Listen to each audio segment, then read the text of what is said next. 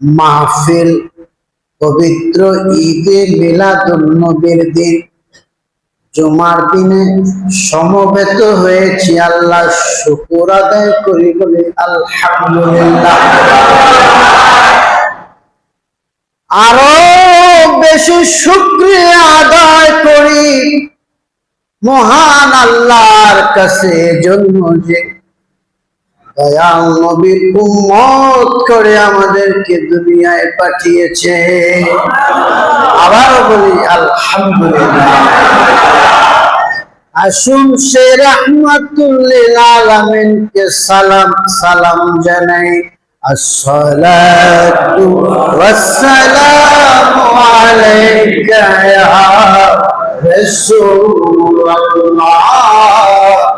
আসসালাতু ওয়াসসালামু আলাইকা ইয়া হাবিবাল্লাহ। আসসালাতু ওয়াসসালামু আলাইকা ইয়া শফিউল মুজনিবিন। আসসালাতু ওয়াসসালামু আলাইকা রাহমাতাল লিল আলামিন। আল্লাহুম্মা সাল্লি ওয়া সাল্লিম ওয়া বারিক আলাইহি ওয়া আলা আলিহি। উলামায়ে কেরাম বলে, এক কথায় যদি নবীর শান বলতে হয় তাহলে বলতে হবে আল্লাহর পরেই যার স্থান। নেগেটিভ মন্তব্য যারা করে তাদের কথা শোনার সময় আমাদের নাই, কিন্তু তারপরেও মানুষদেরকে বিভ্রান্ত করার কারণে আমরা বাধ্য হয়ে কিছু কথা জবাব আমাদের দিতে হয়। রাসূলুল্লাহ সাল্লাল্লাহু আলাইহি ওয়াসাল্লামের আগমনে সমস্ত সৃষ্টি জগৎ খুশি এবং সবাই নবীজিকে স্বাগতম জানায়। বলেন সুবহানাল্লাহ। মারহাবা ইয়া রাসূলুল্লাহ, মারহাবা মারহাবা ইয়া হাবিবাল্লাহ, মারহাবা। সবাই মারহাবা ইয়া রাসূলুল্লাহ, মারহাবা মারহাবা ইয়া হাবিবাল্লাহ। জলওয়াগার হো ইয়া ইমামুল মুরসালিন, জলওয়াগার হো রাহমাতাল লিল আলামিন। মারহাবা ইয়া রাসূলুল্লাহ, মারহাবা মারহাবা ইয়া হাবিবাল্লাহ। নবীজিকে আমরা সবাই স্বাগত জানাই। তিনি দুনিয়াতে আসার কারণে আমরা এই সমস্ত কিছু পেয়েছি। সুতরাং আল্লাহ পাক আল্লাহর হাবিবকে দিয়ে আমাদেরকে ধন্য করেছেন। বলেন সুবহানাল্লাহ। নিজের ছেলে মেয়ে জন্ম হওয়ার পরে তারা মিষ্টি বিতরণ করে। দেখেন, তাদের এক মুখে দুই কথা, তাদের অন্তরে একটা, মুখে আরেকটা। আপনারা দেখেন, নিজের ছেলে মেয়ে জন্মগ্রহণ করলে তারা কি করে? মিষ্টি বিতরণ করে। আর দয়াল নবীর আগমনে মিষ্টি বিতরণ করলে এটা বেদাত।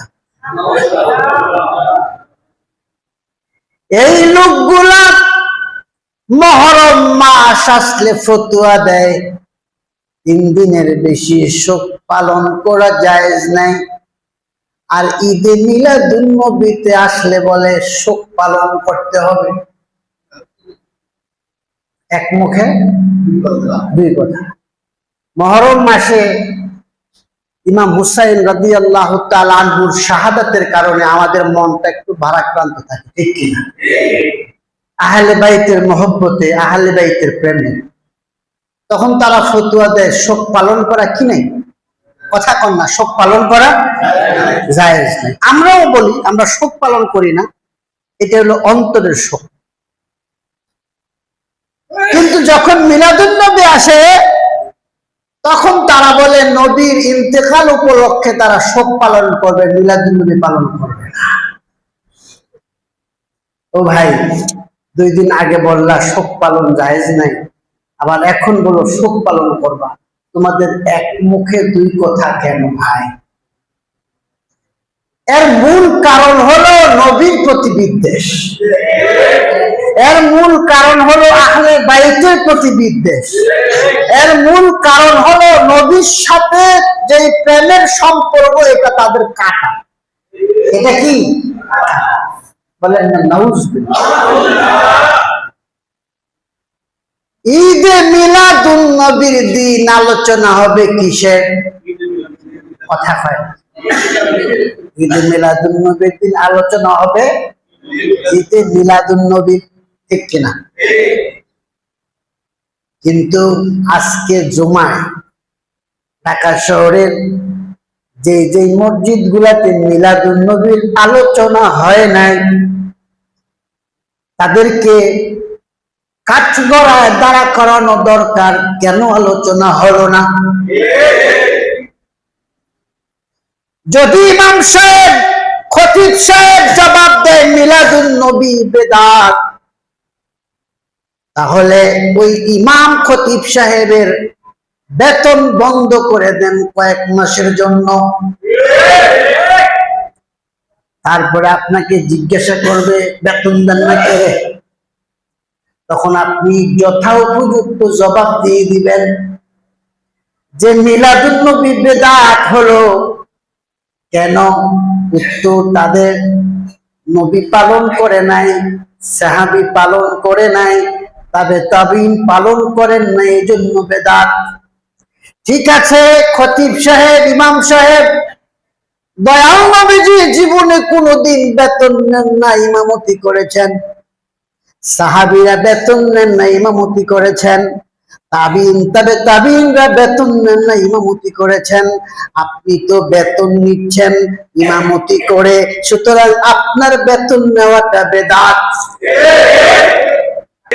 তাদের ভালো লাগে না। ভালো লাগবে কেমনে? নবীর প্রেম না ভালো না লাগলে, নবীরে ভালো না লাগলে তো ঈদে মিলাদুন নবীও ভালো লাগার কথা। আল্লাহ হেদায়েত দান করুন। আমিন। আরব দেশের একজন বিখ্যাত কবি আছে, তার নাম আহমদ শৌকি। তার নাম কি? সারা আরবে তিনি প্রসিদ্ধ, আধুনিক যুগের কবি। এমনকি সৌদি আরবের যে মসজিদের প্রধান খতিব যে হারামাইন শরীফাইনের, সেও এই কবিতা আবৃত্তি করে। তার কবিতায় তিনি বলেন উলিদাল হুদা ফাল কায়নাতু দিয়া, বলেন সুবহানাল্লাহ। উলিদাল হুদা ফাল কায়নাতু দিয়া, হেদায়েত যখন উদিত হয়েছে, দয়াল নবীর যখন জন্ম হয়েছে, দয়াল নবী যখন তাশরিফ এনেছেন, ফাল কায়নাতু দিয়া, সমস্ত কায়নাত আলোকিত হয়েছে। ফামুজ্জামান তাবাসসুমু ওয়া সানা, সমস্ত জামানা, জামানার যত মুখ আছে, জামানা তার চেহারা দিয়ে হাসতেছে। মানে সকল যুগের সকল জামানায় নবী আসার কারণে তারা সকল যুগ সময় জামানা নবীর জন্য তারা খুশি প্রকাশ করে। তিনি তার এই কবিতার মধ্যে সৃষ্টি জগতের সবাই দয়াল নবীকে স্বাগত জানায়, নবীর জন্য সমস্ত সৃষ্টি জগৎকে সাজানো হয়েছে, এই আলোচনা করেছেন। বলেন সুবহানাল্লাহ। শুধু তাই না, নবী বহু সাহাবায়ে কেরাম নবীর বহু সাহাবায়ে কেরাম নবীর প্রেমের কবিতা লিখতে গিয়ে নবীর মিলাদুন নবী সম্পর্কে কবিতা লিখেছেন। নবীজির একজন বিখ্যাত সাহাবী হাসান বিন সাবিত, কি না? সবাই বলেন কি না? হাসান বিন সাবিত কবিতা লিখেছেন, আজমালু মিনকা লাম তারা কাত্তু আইনি ওয়া আহসানু মিনকা লাম তালিদিন নিসাউ খুলিকতা মুবাররাআম মিন কুল্লি আইবিন কাআন্নাকা খুলিকতা কামা তাশাউ কামারুন কামারুন কামারুন সিদনান নবী কামারুন ওয়াজামিল ওয়াজামিল ওয়াজামিল সিদনান নবী ওয়াজামিল। এখন যে কাসিদা শোনাইলাম এটা আজ থেকে 1500 বছর আগের লেখা। এই কাসিদায় নবীর সাহাবী বলেন, আজমালু মিনকা লাম তারা কাত্তু আইনি, আপনার চেয়ে আরো সুন্দর আমার এই দু চোখ কোনো কিছু দেখে নাই। এজন্য আবু হুরায়রা রাদিয়াল্লাহু তাআলা আনহু বলেন, ইয়া রাসূলুল্লাহ আপনি সবচেয়ে সুন্দর। এজন্য নবীর পাগল যারা, আশিক যারা, তাদের কাছে নবীর চেয়ে সুন্দর কিছুই নাই। যারা বলে নবী আমার মতো, যারা বলে নবী আমার মতো মানুষ, আবার কেউ কেউ বলে মাটির মানুষ, আছে না নাই? আমি তাদের কাছে প্রশ্ন করব, নবীজি মাটির মানুষ এটা কোরআনে হাদিসে কোন জায়গায় কোন সাহাবী কে বলেছে? যদি কোরআনে দেখাইতে না পারেন, হাদিসে দেখাইতে না পারেন, তাহলে আপনি সত্যবাদী নাকি মিথ্যাবাদী? কোরআনে হাদিসে কোথাও এই কথা কেউ দেখাতে পারবে না যে নবী মাটির মানুষ, এই কথা কোথাও নেই। সম্পূর্ণ বানানো মিথ্যা কথা। এটা হলো ব্যাখ্যা। এটা কি ব্যাখ্যা? তাদের দলিল কি? কুল ইন্নামা আনা বাশারুম মিসলুকুম। এই আয়াতে আল্লাহ বলেছেন, হে রাসূল আপনি বলেন আমি তোমাদের মতো মানুষ। এতটুকু শেষ না, এরপরে বলছেন ইউহা ইলাইয়া, কিন্তু আমার কাছে ওহী আসে। বলেন সুবহানাল্লাহ। আচ্ছা, আপনাদের কাছে প্রশ্ন। একজনে বলল আমার বাড়ির পাশে যে ইউনুস আছে আর আমাদের প্রধান উপদেষ্টা মহোদয় ডক্টর ইউনুস, এই দুই ইউনুস তো একই। এই দুই ইউনুস তো একই, তবে একজন নোবেল পাইছে। কথা কন্যা কা পার্থক্য আছে না নাই? দুই ইউনুস তো একই, কিন্তু একজনে, এখন কি দুজনের সমান হলো? ওরে ভাই কথাই তো বুঝো না, শুধু আন্দাজি ঠেলো। আল্লাহ বলেন, নবী বলে দেন আমি তোমাদের মতো মানুষ, আমার কাছে ওহী আসে। তাইলে কি এক হইল নি? এটা তো কোরআন। হাদিস বুখারী, যারা বুখারী বুখারী চিল্লায়, বুখারীর হাদিস বাবুল রিসাল মানে সৌমে রিসাল, এই অধ্যায়ের হাদিস। কয়েকটা হাদিস আছে, আম্মাজান আয়েশা রাদিয়াল্লাহু তাআলা আনহা থেকে বর্ণিত আছে, এছাড়া আরো হাদিস আছে। নবীর কাছে বলল, ইয়া রাসূলুল্লাহ, আপনি সওমে বেসাল পালন করেন। সওমে বেসাল হলো আপনি ধারাবাহিকভাবে রোজা রাখেন, ইফতারি করেন না, সেহরির প্রয়োজন হয় না। ইয়া রাসূলুল্লাহ, আপনি করেন, আমরাও করতে চাই। আল্লাহ রাসূল জবাব দিলেন, ইন্নী লাস্তু কাহাইয়াতিকুম, আমি তোমাদের মতো নই। কি জবাব দিলেন? আমি তোমাদের মতো। এটা কোন কিতাবের হাদিস? কথা কন না, কোন কিতাবের? বুখারী শরীফের হাদিসে নবী বলেন, আমি তোমার মতো নই। আর তুমি বুখারীর শায়েখ, বুখারী পড়াও দাবি করো, তুমি বলো নবী আমার মতো। আমার মতো মানুষ নবী কাফেরেরা কর, আমার মতো মানুষ নবী কাফেরেরা কর। এটা কোনো মুমিনের কথা না। কারণ কাফেররা কি বলতো? কাফেরদের নবীর মানে নাই। তাদের কারণ কি ছিল? তাদের কারণ ছিল একটাই, তারা বলতো আমরা যেরকম তিনিও, তাইলে আমরা তাকে নবী মানবো কেন? কিন্তু মুমিনের কথা এটা না। মুমিনের কথা হলো আমি নবীর মতো হতে পারি না। তবে কেন কোরআনে বলল রাসূল বলেন আমি তোমাদের মতো?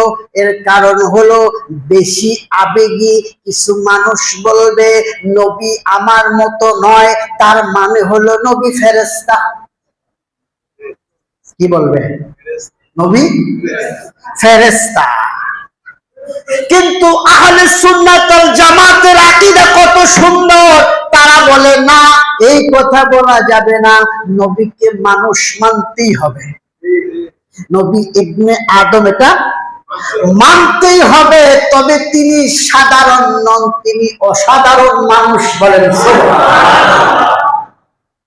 তার তুলনা তিনি নিজেই, তার তুলনা হলো এক কথায় আল্লাহর পরে যার স্থান, তিনি হলেন মুহাম্মাদুর রাসূলুল্লাহ। আপনারা কি বিষয়টা বুঝতে পেরেছেন? তাহলে বোঝা গেল নবী ইবনে আদম, আদম সন্তান, কিন্তু তার বৈশিষ্ট্য, মর্যাদা, তার স্বকীয়তা, তার শ্রেষ্ঠত্ব সবকিছু ভিন্ন, আলাদা। ঠিক কিনা? আমাদের আকীদা হলো বিশুদ্ধ, পরিশুদ্ধ, সম্পূর্ণ কোরআন হাদিস মোতাবেক। একদল আছে নবীকে নামাইতে নামাইতে সাধারণ মানুষ বানায়। তারা নবীকে আসলে নবী মানে না। নবী মানলে নবীর সামনে বেয়াদবি শব্দ চয়ন করতে পারতো না। ঠিক কিনা? তাহলে নবী হলেন নূর। নবী কি? এই আয়াতে কখনোই সাব্যস্ত করা যায় না নবী মাটির মানুষ। হ্যাঁ, মাটির মানুষ একজন, তিনি হলেন আদি পিতা সাইয়্যিদুনা আদম আলাইহিস সালাতু ওয়াস সালাম। আদম নবী ছাড়া আর কেউই মাটির তৈরি নয়।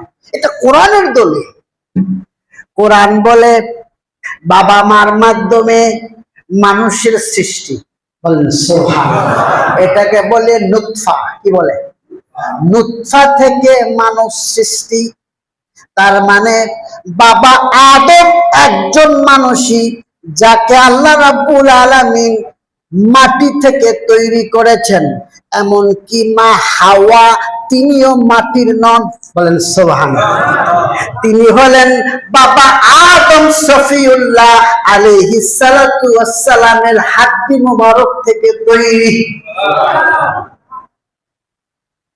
এরপরে যত মানুষ সবাই নুতফার তৈরি, বাবা মার মাধ্যমে নুতফার তৈরি। এর মধ্যে আবার ব্যতিক্রম কিছু আছে, যেমন হযরত ঈসা রূহুল্লাহ, তিনি বাবা মার মাধ্যমে আসেন নাই। আমার আল্লাহ রাব্বুল আলামিন জিব্রাইল আমিনকে বলেছেন, ও জিব্রাইল আমিন, তুমি গিয়ে মারিয়াম আলাইহিস সালামের মধ্যে একটা ফুৎকার দাও। ওই ফুৎকারে হযরত ঈসা রূহুল্লাহ মায়ের গর্ভ ধারণ করেছে। এখন ঈসা নবী কি? এবার কোন?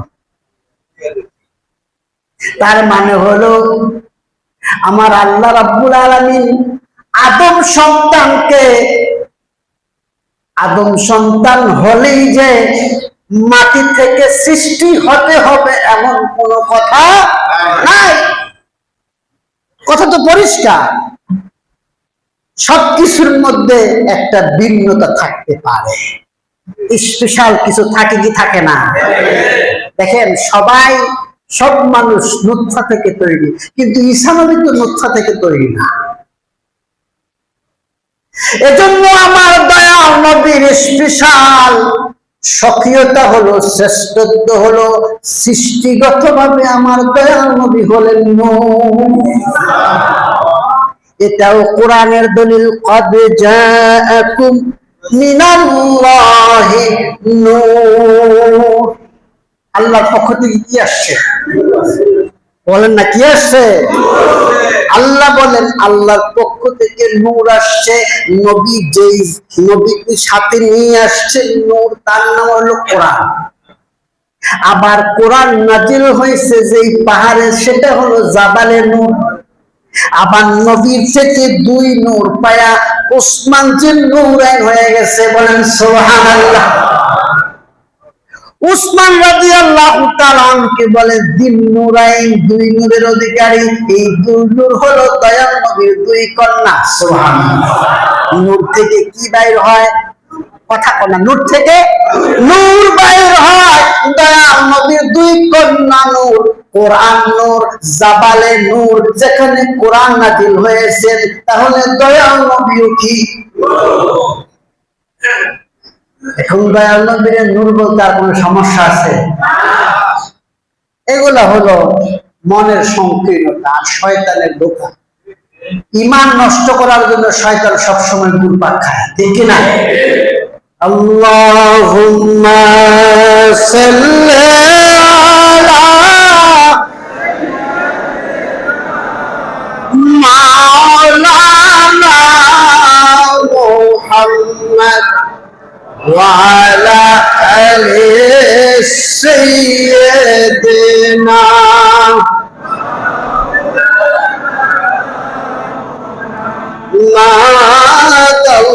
اللهم صل على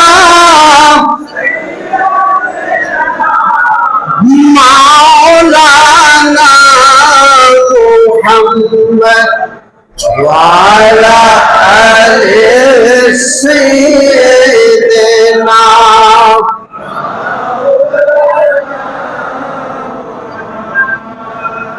নবীর সাহাবী বলে, আজমালু মিনকা লাম তারা কাত্তু আইনি। ইয়া রাসূলুল্লাহ, আমার এই চোখ আপনার চেয়ে সুন্দর আর কিছু দেখে নাই। ওয়া আহসানু মিনকা লাম তালিদিন নিসাও। এবার নবীর জন্মের কথা। ওয়া আহসানু মিনকা লাম তালিদিন নিসাও। রাসূল গো, আপনার চেয়ে সুন্দর কোন শিশু, কোন নারী জন্ম দেয় নাই। নবীজির চেয়ে সুন্দর আর কোন শিশু পৃথিবীতে জন্মগ্রহণ করছে? দ্বিতীয়,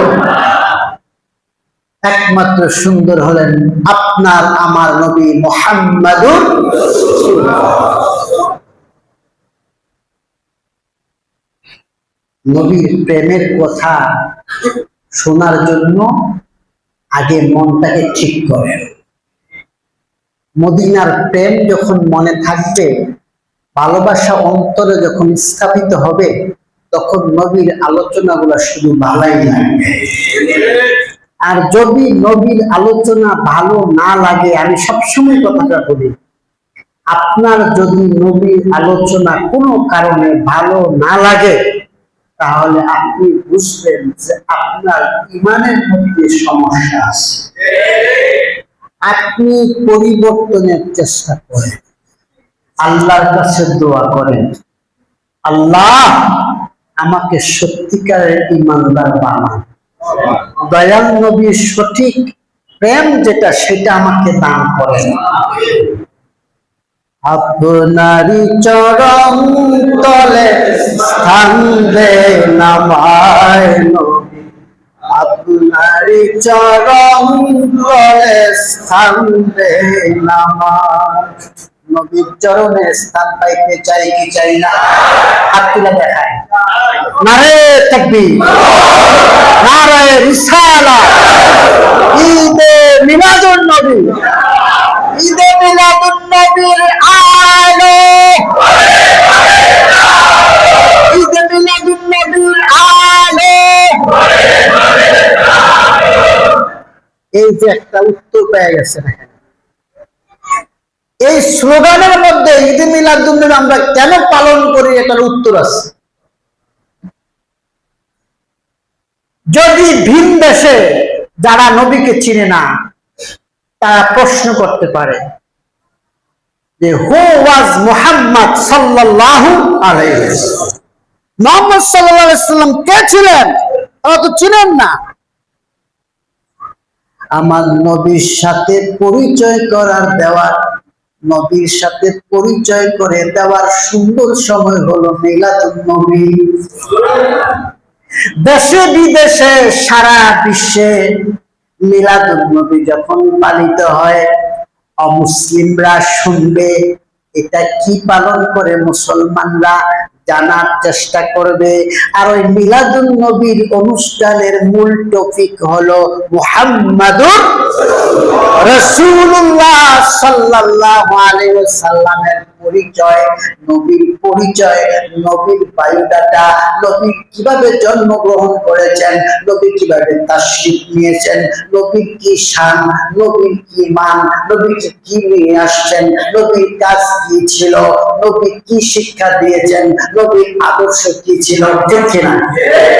এগুলা যখন প্রত্যেকটা পাড়ায় মহল্লায় প্রত্যেকটা দেশে দেশে এগুলা যখন আলোচনা হবে, তখন অমুসলিমদের কাছে আমার দয়াল নবীর প্রেমের দাওয়াত পৌঁছে যাবে, আমার দয়াল নবীর পরিচয় পৌঁছে যাবে, আমার দয়াল নবীকে সারা বিশ্বে পরিচয় করায়া দিতে হবে, কি হবে না? এজন্যই তো আমরা মিলাদুন নবী পালন করি। মিলাদুন নবী পালন করার মাধ্যমে দ্বীনের দাওয়াত হয়ে যায়, দ্বীনের দাওয়াত হয়ে যায়, অমুসলিমদের কাছে দয়াল নবীর পরিচয় তুলে দেওয়া, তুলে ধরার সুন্দর সুযোগ হয়, ঠিক কিনা বলেন? যখন এই দিনে সারা বাংলাদেশে ছুটি ঘোষণা করা হয়, তখন খ্রিস্টান, হিন্দু, বৌদ্ধ, বিজাতীয় অন্যান্য ধর্মাবলম্বী যারা আছেন তারা জানতে পারেন আজকে হলো বার্থডে অফ মুহাম্মদ সাল্লাল্লাহু আলাইহি ওয়াসাল্লাম। তখন তারা জানতে চেষ্টা করে তিনি কে, তখন তাদের জবাব দেওয়া যায় তিনি হলেন মেসেঞ্জার অফ আল্লাহ সুবহানাহু ওয়া তাআলা। আপনি এই দাওয়াতটা অন্য কোনোভাবে দিতে পারবেন না, ঠিক কিনা বলেন? এজন্য মিলাদুন নবীর মাহফিল প্রত্যেকটা ঘরে ঘরে, প্রত্যেকটা পাড়ায় মহল্লায়, প্রত্যেকটা দেশে, প্রত্যেকটা অঞ্চলে করা জরুরি, ঠিক কিনা বলেন? মিলাদুন নবীর মাহফিল কেন করে উত্তর পেয়েছেন? মিলাদুন নবীর মাহফিল করি নবীর পরিচয় তুলে ধরার জন্য। মিলাদুন নবীর মাহফিল করি বিধর্মীদের কাছে নবীর প্রেমের দাওয়াত পৌঁছে দেওয়ার জন্য। মিলাদুন নবী কেন করি এর উত্তর আপনারা দিতে পারবেন এখন? এজন্য আমরা মিলাদুন নবী, যে ঈদ মিলাদুন নবী মাহফিল, আজ ঈদ মিলাদুন নবী মাহফিল, নবীর আশিকে আছো ভাই হরে শামিল, নবীর আশিকে আছো ভাই আপনারা সবাই বলেন না কেন, আজ ঈদে মিলাদুন নবী মাহফিল, আজ ঈদে মিলাদ নবীর আশিকে আছো ভাই হও শামিল, নবীর আশিকে আছো ভাই হও শামিল, আজ ঈদে মিলাদুন নবী মাহফিল, আজ ঈদে মিলাদুন নবীর দাওয়াত সবার কাছে পৌঁছে দেবে। কে মানে না মানে সেদিকে তাকানোর দরকার নাই। প্রত্যেকটা লোক আপনার পরিচিত ভালোবাসার মানুষ, যাদেরকে আপনি পছন্দ করেন, তাদেরকে বলবেন যে মদিনা বা কেন্দ্রীয় শাহী জামে মসজিদে টুমরো স্যাটারডে, কি কালকে কত তারিখ যেন, 6 সেপ্টেম্বর, যে মদিনা বা কেন্দ্রীয় শাহী জামে মসজিদে মিলাদুন নবীর মাহফিল, আমার পক্ষ থেকে তোমাকে দাওয়াত। এই কথা সবাই বলতে পারবেন? কথা বলেন না, বলতে পারবেন? সবাইকে নিয়ে আসবেন, আসবেন না? নবীর প্রেমের আলোচনা শুনতে রাজি আছেননি সবাই? নবীর প্রেমিক আছে?